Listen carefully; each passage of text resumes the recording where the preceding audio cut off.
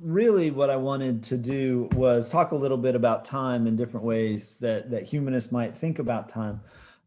This story really starts for me last weekend and what we were talking about that last weekend, although I mean, it could have happened any day of the week. So last weekend, I mean, it got up on Saturday, and it was definitely a day that began with all the different kinds of stuff that I need to get done. I had to get laundry done. There was cooking that I had to prepare. We needed to get the garden shifting over from winter or for summer production and prepare for sort of what we're trying to do with winter. And so, I began last weekend with that feeling of time pressing on me. Like every minute was sort of defined. Each time I looked up and saw the clock, or wondered how much time had passed, right, I knew that I couldn't sort of pause, I couldn't daydream, I couldn't get off task. All of my thinking had to be straight, right? Problem to solution, task to the next task, trying to pay attention to each thing that needed done. After a few of those tasks, I finally was able to get out there in the garden. And last weekend we were taking out the basil, which is it's kind of fun. I mean, basil is so precious when it starts off, and then by the end of the year, you just have piles of it, and you're not sure what to do with all of it. But it's really sort of fragrant when you cut it down and when you pull off all the leaves. So I'm sitting there outside doing a very repetitive task where you're going through and pulling all the leaves and putting them into a bowl, so that I can keep them. Um, and when you do gardening like that, you certainly start to see plants in a different way. Like I can tell, the more that I've done this, the more I can tell the difference between different kinds of plants. I can see different leaves and understand the different kinds of functions that they might have. The variations in color are indications of health or sickness. You you learn to pay attention to the way these things are changing, particularly sort of this passage of time, seeing them grow from the little seeds, because we started so many seeds this year, seeing them grow from those seeds into the plants. We had to start seeds because of COVID-19, so we didn't want to go to the store. So we were trying to gather the different things that we had and bring them up from being those little plants all the way through this cycle. So it's kind of cool to think when I'm out there in the garden with all of that each of these plants, whether I'm talking about the eggplants that we were putting up or the basil, or this week it was green beans, that all of that energy that is in that plant came from the sun. Um, it's remarkable. On Earth, there's very little energy that doesn't come from the sun. There's a little bit from the pressure coming up in the bottom of the ocean, but other than that, all of that energy comes from the sun. And so I was gathering up what, was at one point or another a hot summer day, shining down on that plant, all the way, I mean, from back in March and April, May, all the way up to now. The rainy days, the cloudy days, like all of those things were being gathered up in those plants.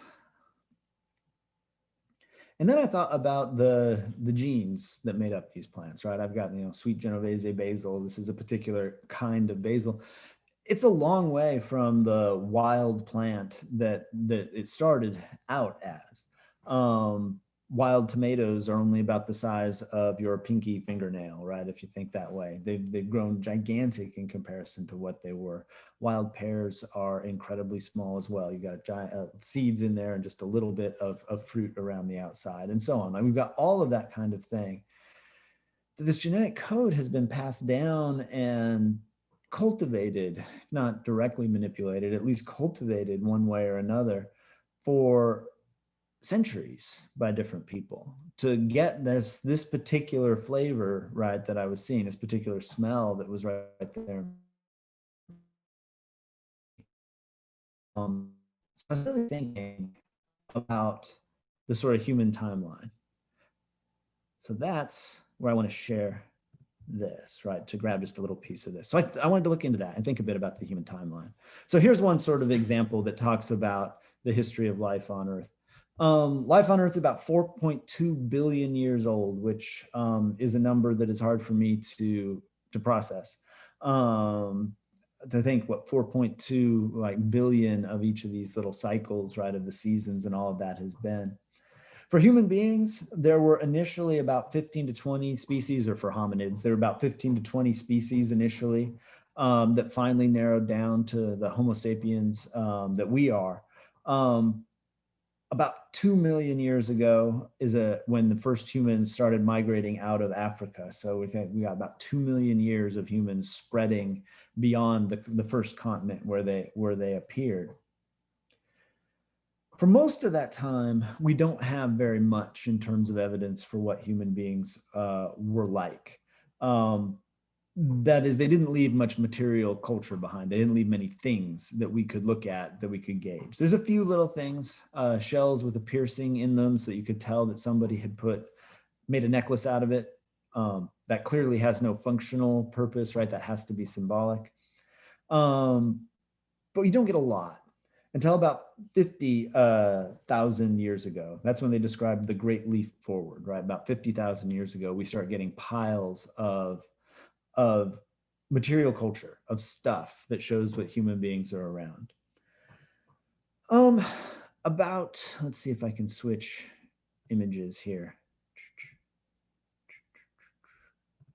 About 30,000 years ago, you get the oldest cave art. This is what one of the pieces looks like. That's about 30,000 years old.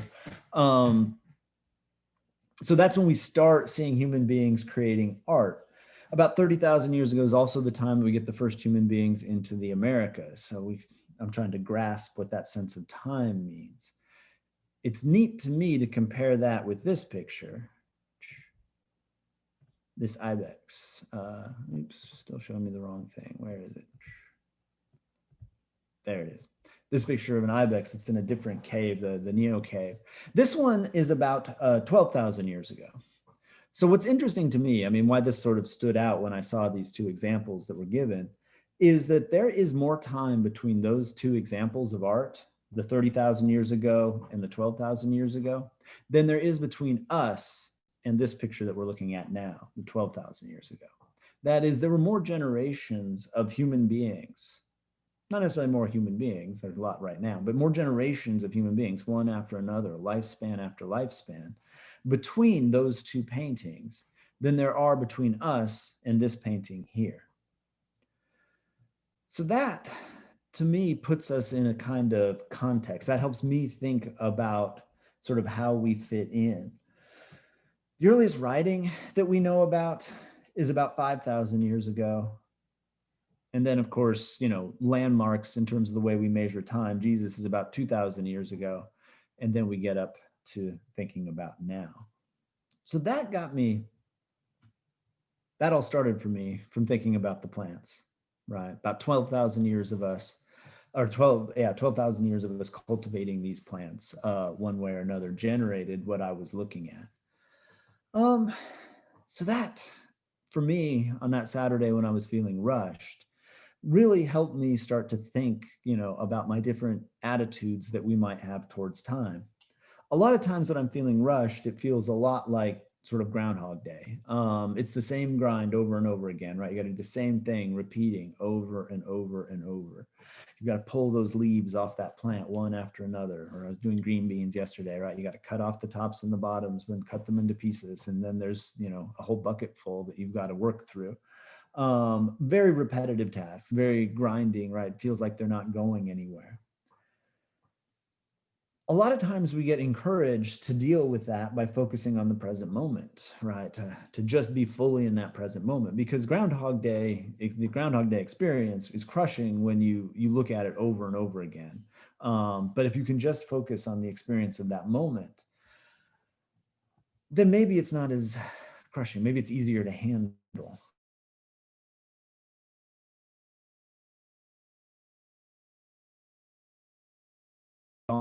Or not yet. Only that moment is definitely the case. But I find that that's a nice temporary reprieve. I think that's a needed perspective to be able to take. But you can't live your whole life that way. You can't live your whole life locked into just one moment. I mean, after all, why am I sitting here doing the beans, doing each part of those beans?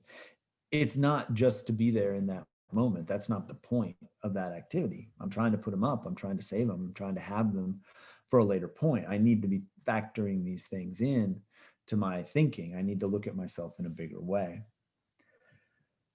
Importantly, we live with a history and we live with a future. We're sort of wedged, as Hannah Arendt says, between past and future. We're looking out in the forward into that future. We're building upon the history that we have and that we carry with us. Of course, those histories are always selective. You can never carry with you every single event from the past, every single piece of information, every single thing that happened. We end up having to take our histories along with us with a different sense of time, a different kind of time. And that's a narrative history, right? We take a sort of narrative time when we think like that. Now, what I mean by narrative time is that we think of things in terms of them having a beginning, a middle, and an end. That is, to be a story, there's a place that it makes sense to sort of start. This is where the action begins. The middle part is it playing out, and the end is that it makes sense to sort of end it there. Now, the timeline of human history that we looked at before isn't necessarily that. It's just one day after another, one after another after another. But we can start to think about our lives within that timeline in terms of a story. Of course, the most famous story in that way, at least around here, right, is to talk about kind of the Christian story and the Christian sense of time. That's you've got the beginning and you've got the end, and it's all that we're dealing with is in between is going to be judged, right, when you get to the end. And so, in a way, what's going on now is a kind of testing ground, right, that people are being tested as they go through this for this final judgment that is gonna settle what everything is worth, going to decide what everyone's fate is. That sense of time or that sense of story within time has never been very compelling to me. I know it's compelling to a lot of people, but it hasn't been compelling to me because it takes away from my sense of the significance of each of these moments. It doesn't feel like each day is a test because our tests are kind of artificial, right? It's not the real thing. It's an examination. It's to see how you perform. You're going to get a result out of it. It just doesn't feel like that's for me the way that days flow. That feels a very oppressive story to be telling. So what's left for a humanist? How can we tell the human story? For me, I mean, I was engaging with the garden and with the plants, and for me, that is a story of our continual efforts to try to preserve ourselves, to try to keep ourselves together. Thinking about the basil, the sweet Genovese basil, the particular flavors that people cultivated, I think that's a really interesting and unique activity because you have generation on generation altering it according to their tastes, according to their desires, according to what they think would be interesting or would be good or would make for a meaningful, valuable kind of meal. And it's manifest here in this organism, in this plant. You've got all of that story coming together so that when I plant some and when I grow it and when I spend some time with it, I'm becoming part of that. Which plants that I'm choosing to cultivate and which plants I'm choosing to call weeds, right? I'm becoming part of that story that stretches back generation after generation, at least 20,000 years of agriculture, right? Millions of years of human beings. For me, that really helped sort of put the daily grind in context. That there have been lots of human beings that have been surviving in these ways, that have been connecting to each other, that have been finding these kinds of things meaningful. So I saw a story in what I was doing by connecting it to those larger moments. And that helped me as a humanist make some sense out of this. It helped connect me, well, to humans, right? To lots and lots of other humans. It didn't need the final story. So we certainly can tell many other stories about how we engage with time. Sometimes the repetitiveness of tasks isn't just grinding down. Maybe sometimes it's a good thing. I think we can have a lot of different attitudes towards these parts. So to me, that's maybe the final point that a humanist should carry away from this, is that if you are finding time weighing on you in one way or another, crushing you in one way or another, not helping you right move forward, that it is within our power to back up a little bit and think